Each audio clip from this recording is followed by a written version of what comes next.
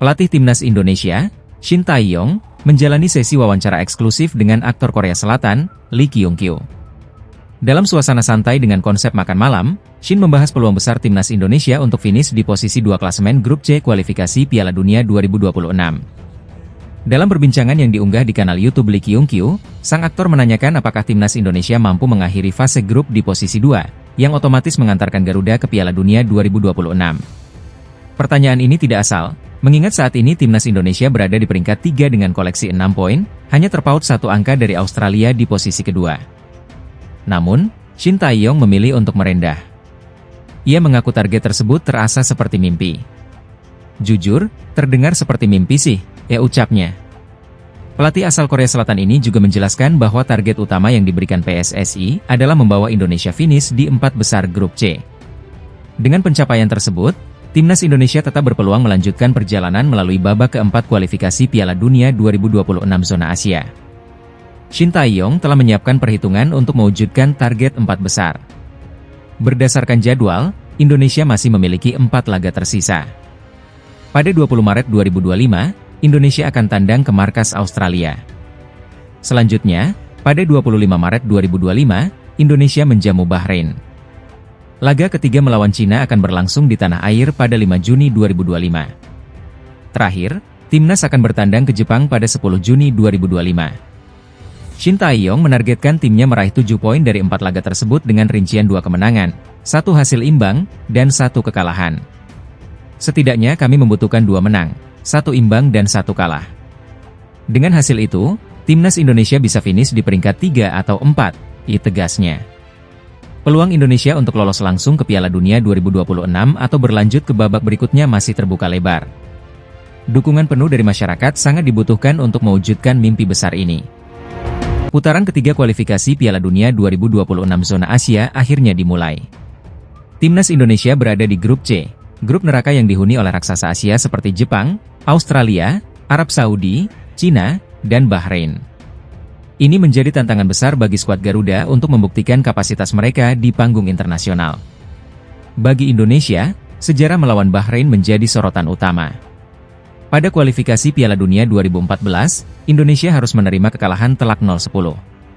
Sementara itu, di leg pertama kualifikasi Piala Dunia 2026, duel Indonesia melawan Bahrain juga diwarnai kontroversi, terutama keputusan wasit yang memperpanjang waktu tambahan hingga 11 menit.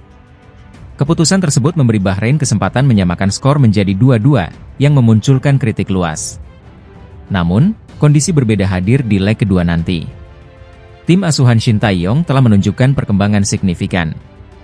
Dengan komposisi pemain yang diisi banyak pemain naturalisasi seperti Tom Haye, Jai Itzes, Kelvin Verdong, hingga Shain Patinama, Indonesia menjadi kekuatan baru yang sulit diremehkan.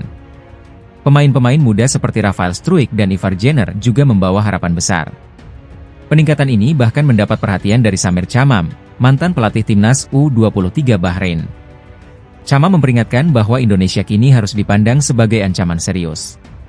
Ia menyoroti kekuatan kolektif skuad Garuda, terutama pengalaman para pemainnya yang pernah berkarier di Eropa.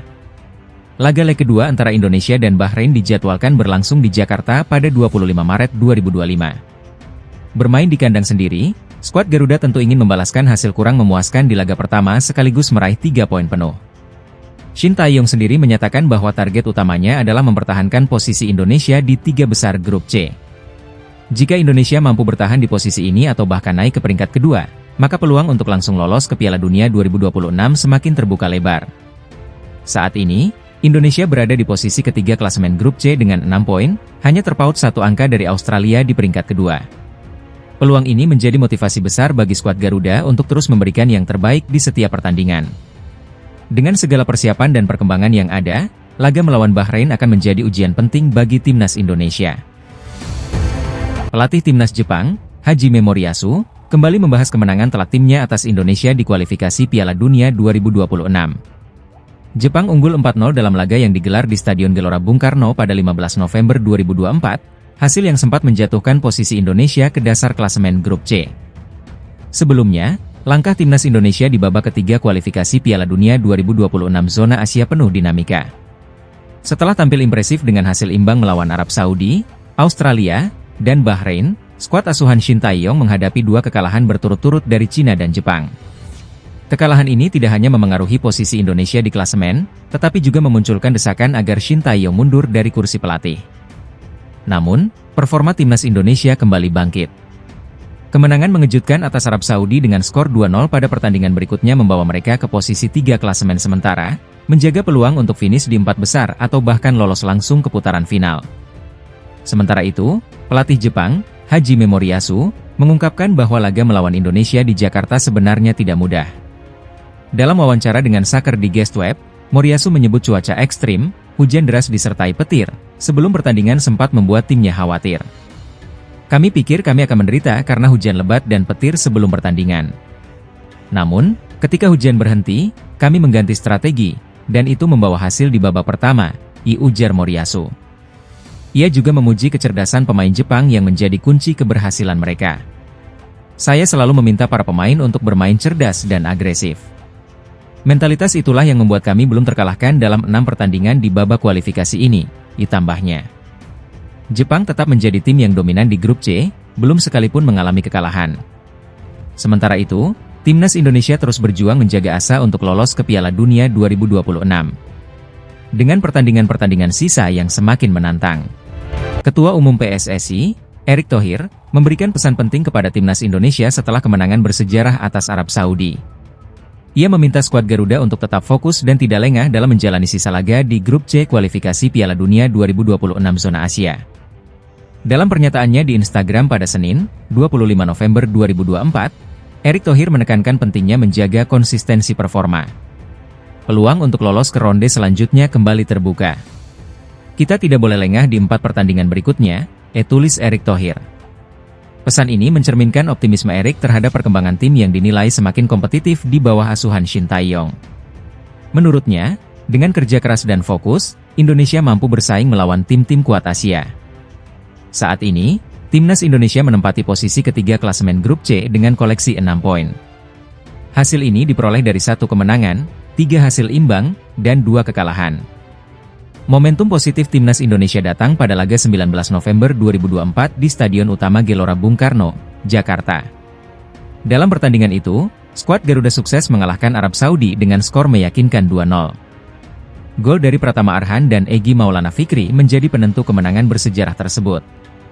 Erick Thohir mengapresiasi hasil tersebut, tetapi mengingatkan bahwa perjuangan belum selesai. Kemenangan melawan Arab Saudi harus disyukuri, tapi belum saatnya puas karena perjalanan masih panjang, ujar Erick. Timnas Indonesia akan kembali bertanding pada Maret 2025 untuk melanjutkan perjuangan di kualifikasi Piala Dunia. Tantangan besar sudah menanti, yaitu menghadapi Australia dan Bahrain, 2 tim yang juga berambisi lolos ke babak berikutnya. Skuad Garuda harus mengoptimalkan sisa pertandingan agar peluang lolos tetap terjaga. Dukungan dari masyarakat Indonesia pun diharapkan terus mengalir, mengingat perjuangan para pemain membawa nama bangsa di pentas dunia.